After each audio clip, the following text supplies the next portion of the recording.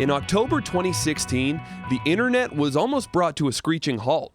Sites like Twitter, Netflix, Amazon, and more knocked down thanks to a sophisticated cyber attack on the American tech firm Dyn. At the time, there were fears it could be the opening shots in a new cyber war. The question now, was it the work of another country?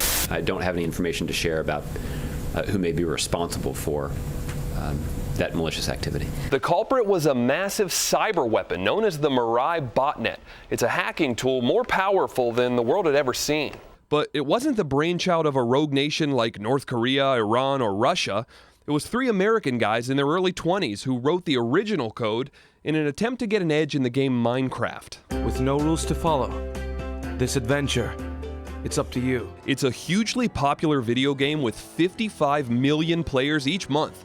There's no real objective. Users create whole worlds with virtual blocks, and providing the servers and security for those digital realities has become big business, in some cases worth tens of thousands of dollars a month. This additional culture that's been created around it of those who would defend these websites against people whose only desire is to bring them down in order to wipe out competition. Adam Levin is the chairman of Cyberscout and author of the book Swiped. This was about money and bragging rights. The 3 Minecraft musketeers all pleaded guilty to cybercrimes in December. One of them, Paraz Jah, is from New Jersey and mounted similar attacks on school servers while he was a student at Rutgers. It was all about how do we become the muscle?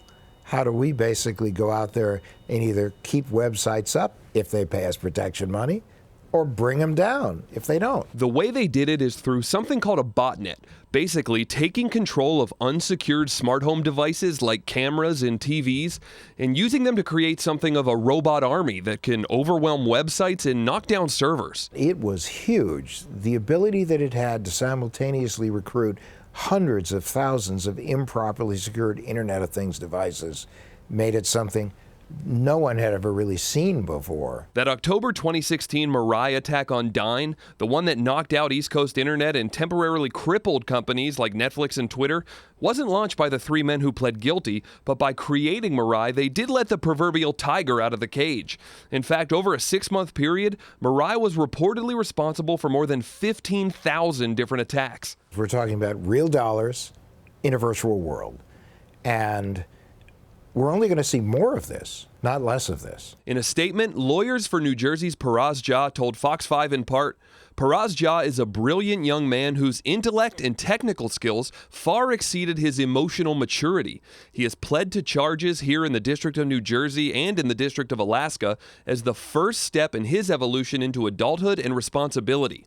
The makers of Minecraft declined to comment for this story. Still, with the cyber war replacing the Cold War and digital gamers being able to take down real-world companies, the Mirai Botnet is a powerful reminder that the things people do online can have major consequences when they log off.